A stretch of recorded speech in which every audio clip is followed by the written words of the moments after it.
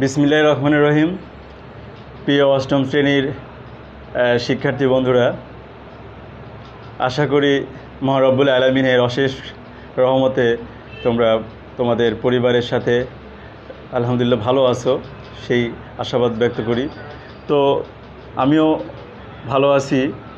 আজকে আসলে তোমরা দেখতে পাচ্ছ হয়তো যে আপার ক্লাস নেওয়ার কথা ছিল, সে অনিবার্য কারণবশত নিতে পারছে না, বা তার পরিবর্তে উপস্থিত আমি নিচ্ছি। তো যাই হোক, হয়তো আপা অনেক সুন্দর করে ক্লাস নেয়, ইনশাল্লাহ আমরা জানি, দেখি। তো আজকে আমি তোমাদের সাথে আছি মোহাম্মদ উজ্জ্বল হোসেন, সহকারী শিক্ষক, সামাজিক বিজ্ঞান, মিরপুর বাংলা উচ্চ মাধ্যমিক বিদ্যালয়, ঢাকা। তো আশা করি তোমরা আমার এই ক্লাসে অংশগ্রহণ করবে এবং প্রাণবন্ত থাকবে। আমি চেষ্টা করব তোমাদের এই উপস্থিত ক্লাসটাকে আরও সাবলীল করতে। তো যাই হোক, তোমাদের একটি নোটিশ রয়েছে তোমাদের বিদ্যালয়ের কর্তৃপক্ষের পক্ষ থেকে। আগামীকাল প্রচনা একটা পূজা উপলক্ষে সরকারি বন্ধ রয়েছে। আগামীকাল লাইভ ক্লাস হচ্ছে না, বন্ধ থাকবে। আবার শনিবার থেকে যথারীতি তোমাদের এই অনলাইন লাইভ ক্লাস চালু থাকবে বা চলমান থাকবে ইনশাল্লাহ। তো যাই হোক, প্রিয় শিক্ষার্থী বন্ধুরা, তোমরা নিশ্চয়ই ভালো আছো এবং সেটা তোমাদের কমেন্ট বক্সের মাধ্যমে তোমাদের উপস্থিতি সরব কিনা বা উপস্থিতিটা দেখে নিব ইনশাল্লাহ। তোমাদের উপস্থিতি আলহামদুলিল্লাহ ভালো। তো সাউন্ড এবং ছবি ঠিক আছে কিনা তোমরা যদি কমেন্ট করে জানাও, তাহলে আমি ক্লাসটা শুরু করতে পারি। তোমাদের মিস আছে, হয়তো কোনো কারণে নিতে পারছে না, আজকে জাস্ট আসছে, তার ক্লাসটা, আপার ক্লাসটা আমি নিচ্ছি আজকেই হয়তো বা। তো যা হোক, তোমাদের সাউন্ড শোনা যাচ্ছে কিনা, ছবি দেখতে পাচ্ছ কিনা, এটা একটু কমেন্ট করে জানাও, যেহেতু সময় খুব, আমাদের 30 মিনিট ক্লাস। ওয়ালাইকুম আসসালাম, অনেকে জয়েন করেছো। নওশিন, তাশফিয়া, নুহা রোল উল্লেখ করেন। ওয়ালাইকুম আসসালাম। উম্মে রহমান রোল 68, অনেকেই কমেন্ট জয়েন করেছো, সবাইকে মোবারকবাদ। তো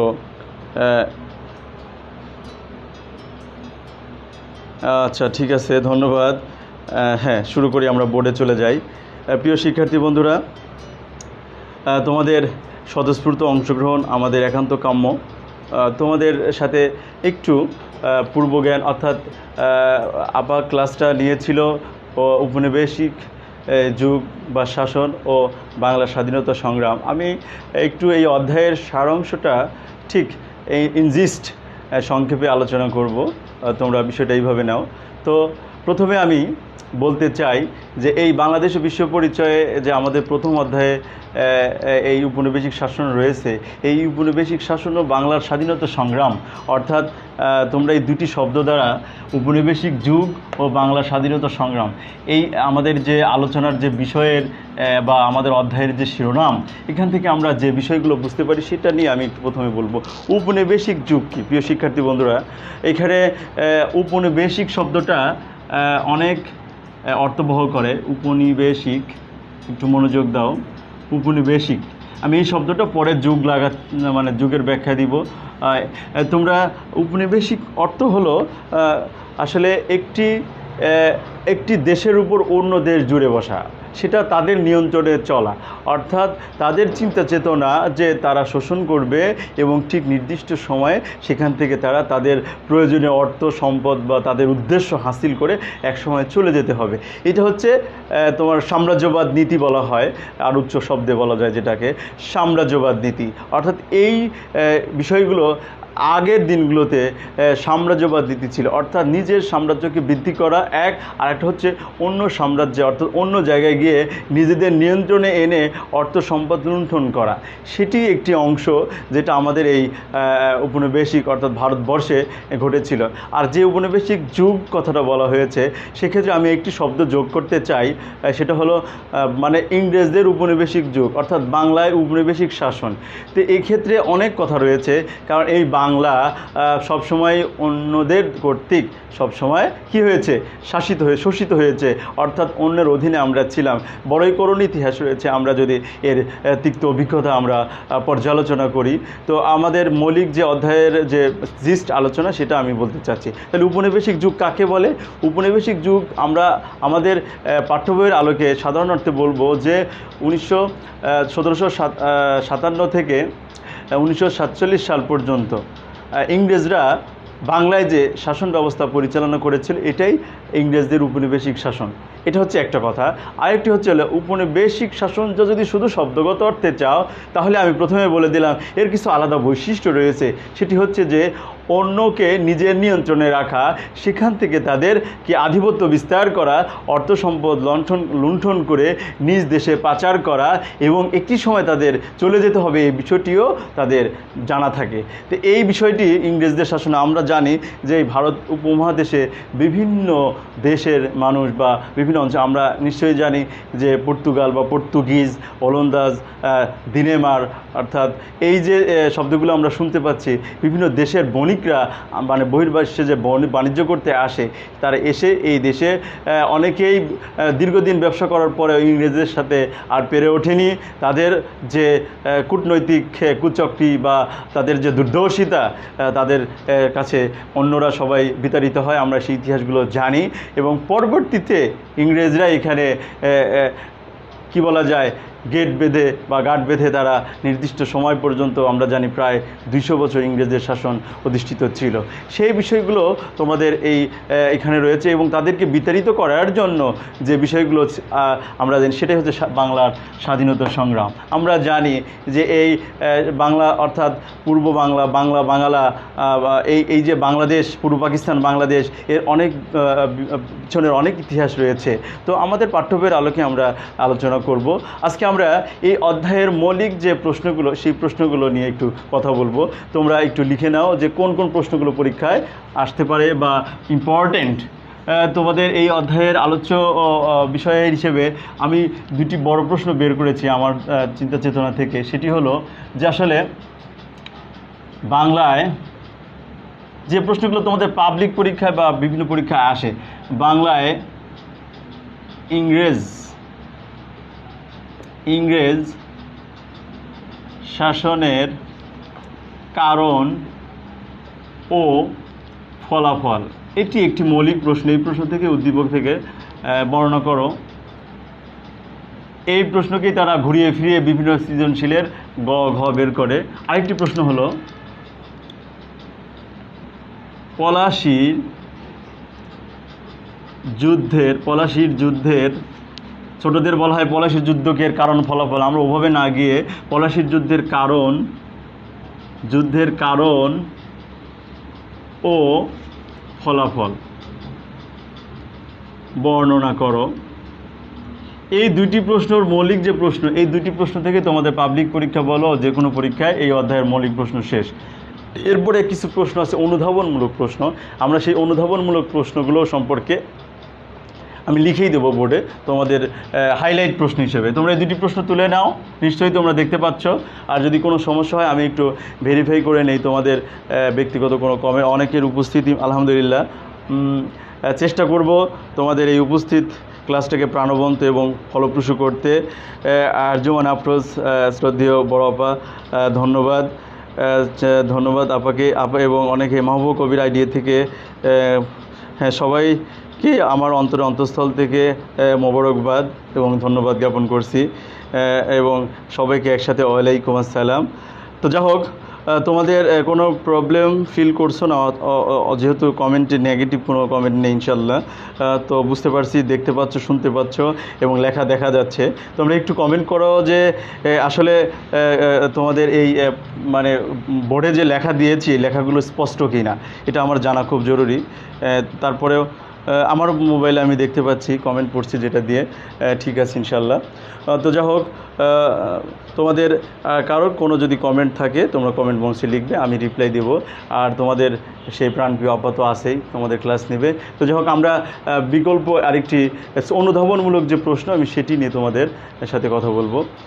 চলছে, খেয়াল করো তোমরা যে এই অধ্যায় থেকে কী ধরনের অনুধাবনমূলক, বড় প্রশ্ন লেখা শেষ, এবার অনুধাবনমূলক প্রশ্ন আমরা লিখে দিব, তোমরা তুলে নাও।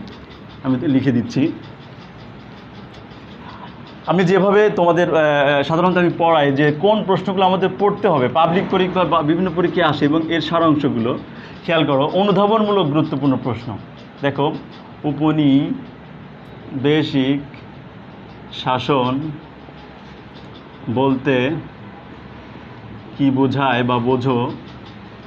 এটা হলো জ্ঞানমূলক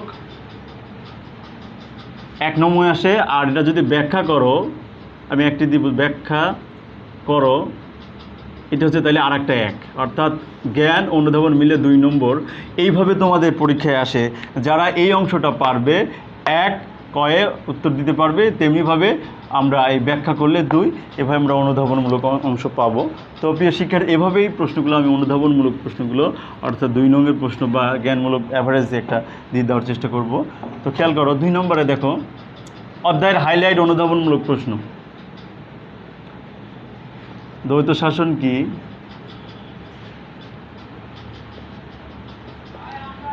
তিন,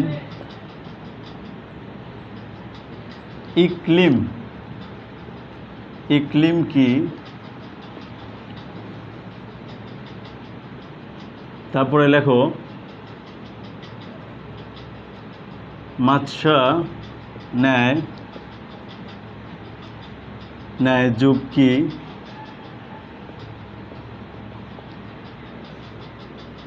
এই সবগুলোর ব্যাখ্যা যদি আমরা করি, অনুধাবনের ব্যাখ্যা 2 নং হয়ে যাবে। তারপরে লেখো তোমার 76-এর তোরের মনন্তর তোর কি? 5,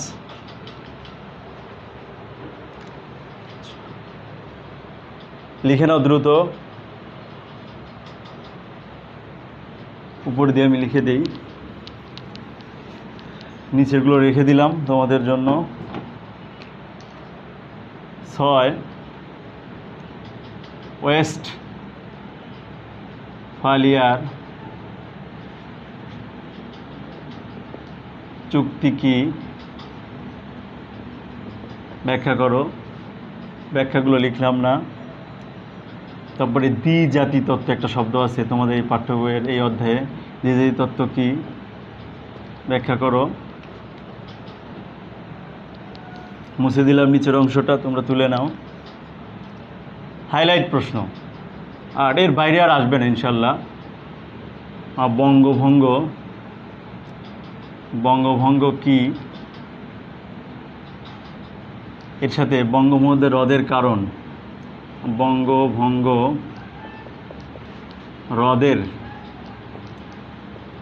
কারণ ব্যাখ্যা করো, এরকম একটা প্রশ্ন আসে। মুসলিম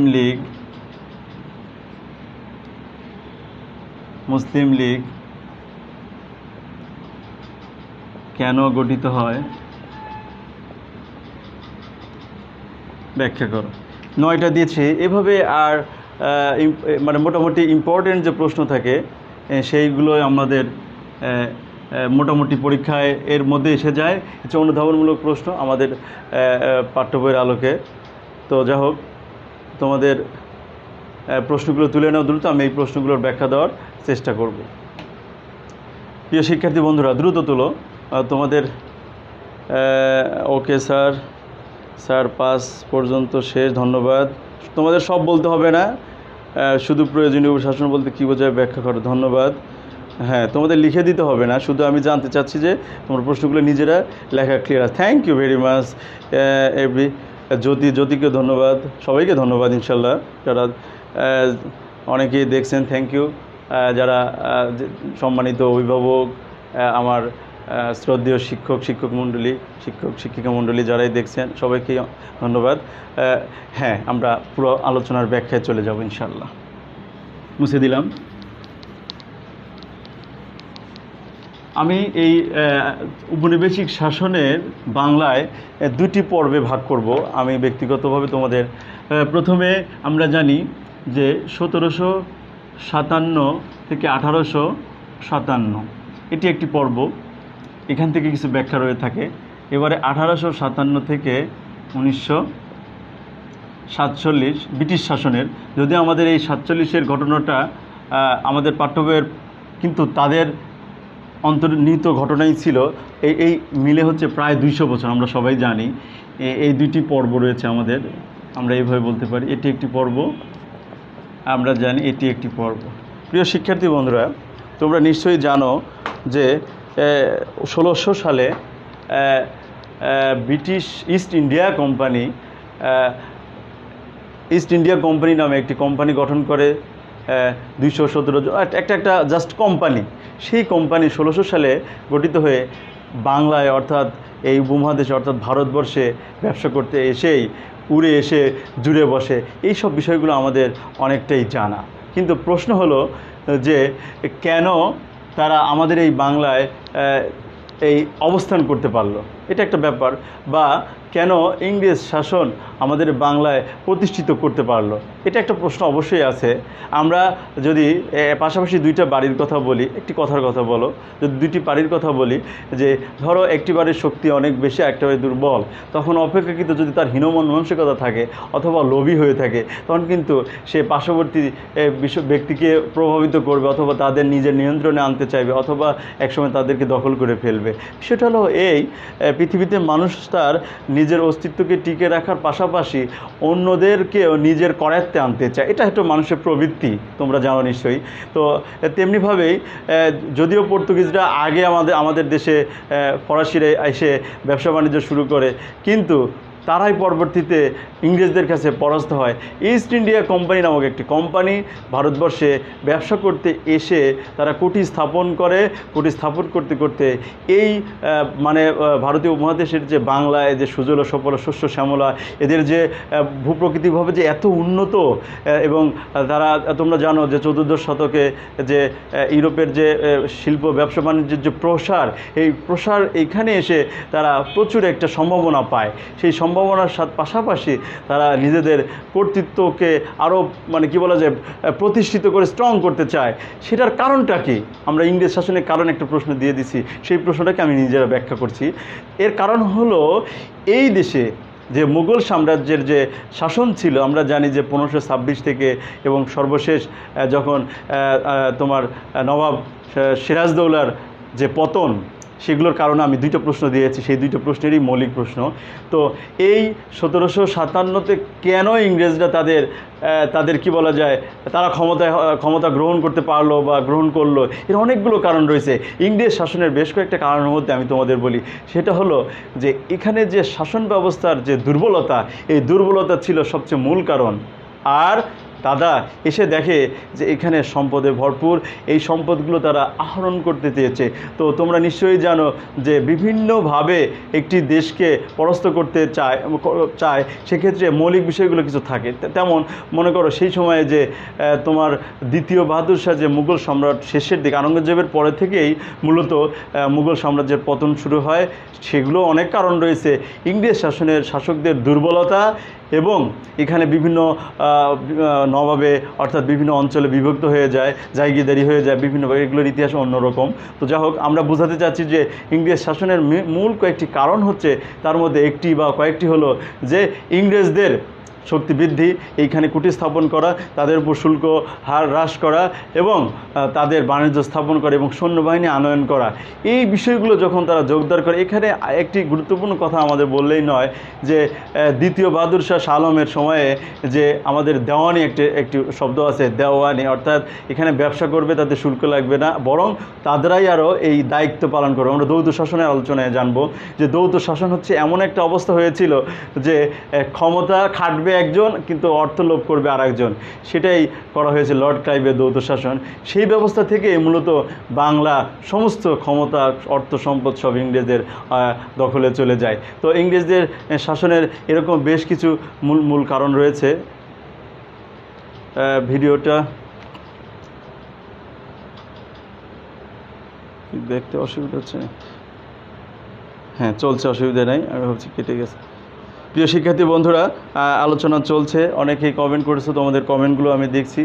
তো উপনিবেশিক শাসনের যে কারণ, সেই কারণগুলো কিন্তু আমরা জানতে পারলাম। তো যাই হোক, এখানে বেশ কয়েকটি কারণ আমরা জানলাম। অনুকূল পরিবেশ বাণিজ্যের, যেহেতু এখানে ভূপ্রকৃতিকভাবে উন্নত ছিল, এখানে শাসন ক্ষমতা দুর্বলতা ছিল এবং তাদের ক্ষমতা, আমরা একটি কথা জানি যে ব্রিটিশদের ক্ষমতা মানে সময় কখনো অস্তমিত যান, সূর্য অস্তমিত যায়। এর কারণ হলো তারা যেখানেই যেত ক্ষমতা নিজের হাতে নিত, এবার সারা বিশ্বকে তারা শাসন করেছে। তো তারই অংশ হিসেবে ভারতবর্ষেও তারা প্রায় 200 বছর শাসন করে গেছে। শুধু শাসনই করেনি, এখানে বিভিন্ন মানে ডিভাইডেড অ্যান্ড রুল, ভাগ করে এবং শাসন শাসন করার রীতির মাধ্যমে আমাদেরকে কি বলা যায় অর্থনৈতিক, সামাজিক, রাজনৈতিক সকল ক্ষেত্রে পর্যবেসিত করে ফেলেছে। তো 1757 থেকে ইস্ট ইন্ডিয়া 1757 থেকে ইস্ট ইন্ডিয়া মানে নবাবের পলাশির যুদ্ধ পতনের পর থেকে 1857 সিপাহী বিদ্রোহ, এই যে 100 বছর, এই 100 বছরে মূলত ইস্ট ইন্ডিয়া কোম্পানির হাতে থাকলেও সিপাহী বিদ্রোহের সময় ইংরেজরা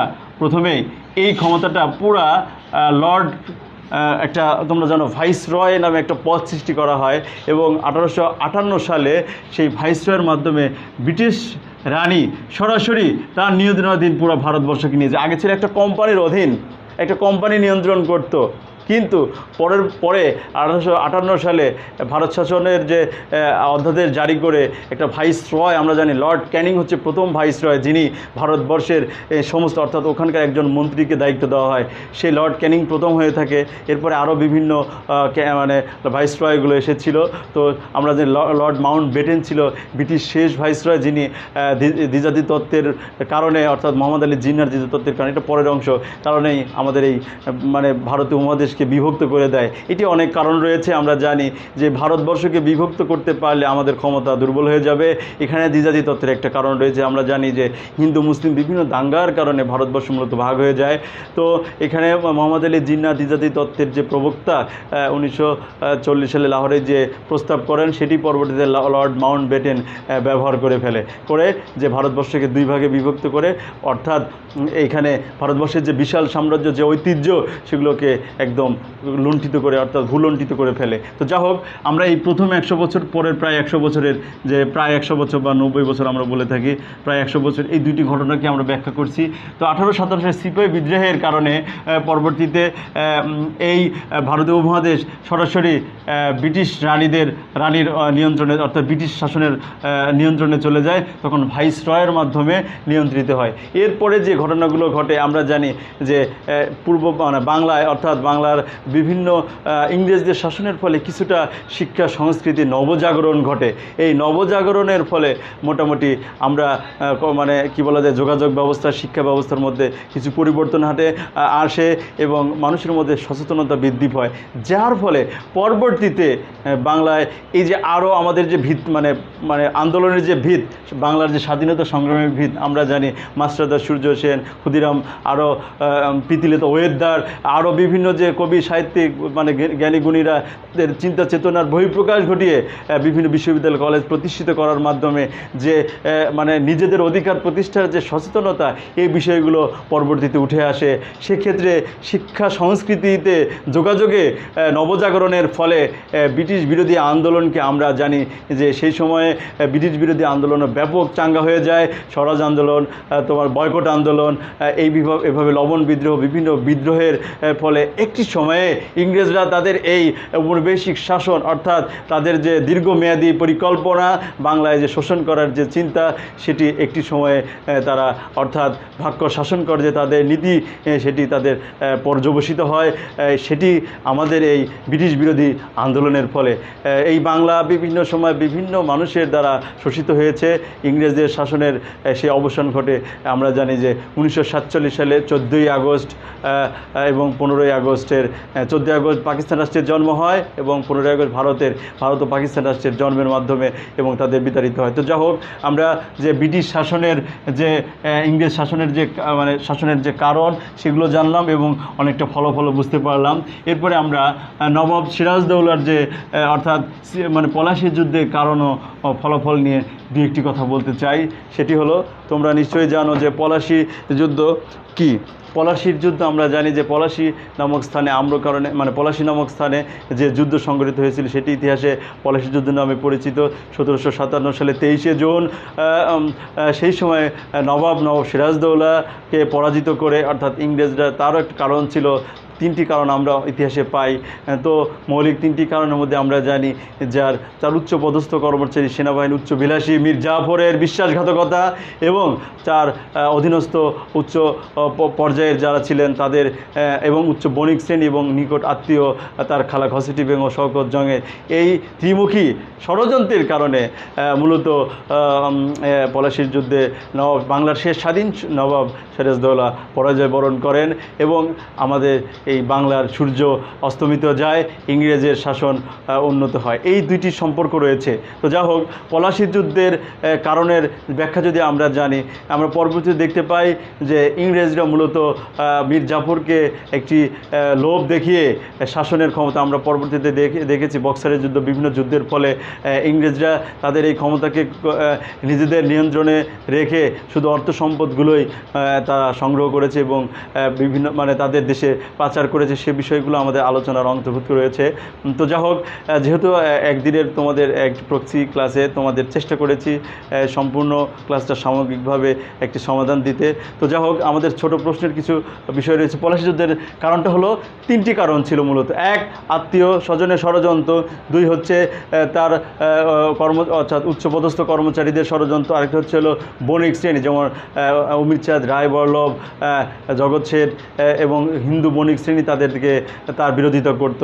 এটা একটা কারণ। এর ফলে আমরা কি জানি যে আমরা 200 বছর অর্থনৈতিক, সামাজিক, রাজনৈতিক, আমরা জানি ব্রিটিশ শাসনের যে ইতিহাস আমরা বিভিন্ন আলোচনায় জানতে পারি যে তাদের শোষণ, বঞ্চনা, এখান থেকে জমিদারি শ্রেণী উৎপত্তি হয় এবং কৃষক শ্রমিক পর্যবসিত হয়।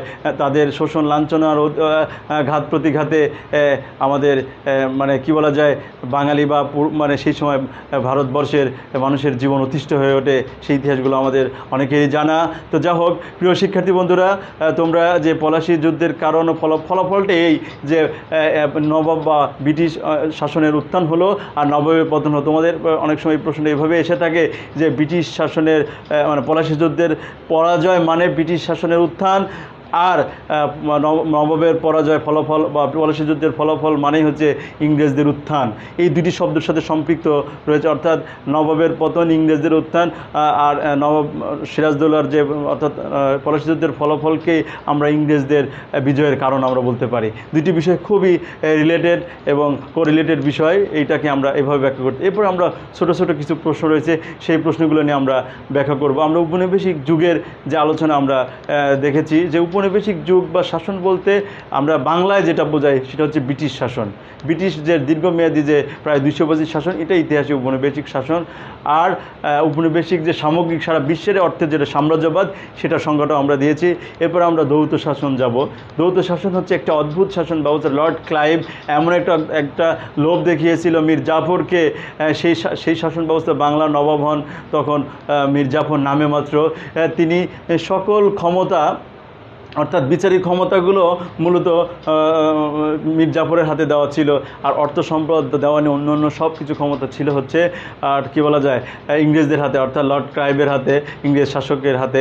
তো অর্থাৎ তারা কি করলো যে খাটলো একজন, কিন্তু অর্থ সম্পদ আহরণ করলো অন্যজন। তারা এইটাই ইতিহাসে দ্বৈত শাসন নামে পড়েছে, লর্ড ক্লাইভের যে দ্বৈত শাসন। 1665 খ্রিস্টাব্দে লর্ড ক্লাইভ কর্তৃক প্রতিষ্ঠিত দুই ধরনের শাসন ব্যবস্থা ইতিহাসে দ্বৈত শাসন নামে পরিচিত। এরপরে আসি আমরা তোমার চিরস্থায়ী বন্দোবস্ত। প্রিয় শিক্ষার্থী বন্ধুরা, এটি ইতিহাসটি খুব ঘৃণিত একটি বিষয়। আমরা জানি যে লর্ড কর্নওয়ালিস যে তোমার এই চিরস্থায়ী বন্দোবস্ত করেছিল, এর মাধ্যমে ইংরেজরা তাদের বিভিন্ন জমিদার শ্রেণী উদ্ভব করে এবং কৃষক শ্রমিক শ্রেণী নিম্ন, তারা আরও অধীনস্থ, তারা তাদের বিভিন্ন কারণে কীভাবে গরিব হয়ে যায়, তাদের নিয়ন্ত্রণে হয়ে যায়। এভাবে চিরস্থায়ী বন্দোবস্ত কিছু কিছু নির্দিষ্ট ব্যক্তিকে জমিদান করা হয় এবং তারা জমিদারি প্রথা উৎপত্তির ফলে কৃষক শ্রেণী বা দরিদ্র শ্রেণী বেড়ে যায়, বাংলার মানুষ অসহায় হয়ে পড়ে। এটি একটি বিষয়। তারপরে হচ্ছে আমরা জানি যে ইকলিম, এটা একটা শব্দ রয়েছে। ইকলিম হচ্ছে সেই সময় বাংলায় 3টি বিভাগ ভাগ করা হয়, সেই সময় ফখরুদ্দীন মুবারক শাহর সময়, সেই সময়কে আমরা ইকলিম জানি।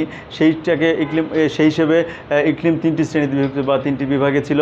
এরপরে 76-এর মনন্তর আমরা জানি যে ইংরেজদের শাসনের সময়ে 1770 ইংরেজি এবং বাংলায় 1170-এ যে 76-এর মনন্তর হয়েছিল, অর্থাৎ ব্রিটিশ শাসন করতে করতে বাংলায় এতই অভাব-অনটন হয়ে যায় এবং তাদের করের বোঝা চাপাইতে চাপাইতে মানুষ অসহায় হয়ে পড়ে, ফলে দুর্ভিক্ষ দেখা দেয়, কয়েক লক্ষ মানুষ মারা যায়। এটা ইতিহাসে 76-এর মনন্তর নামে পরিচিত।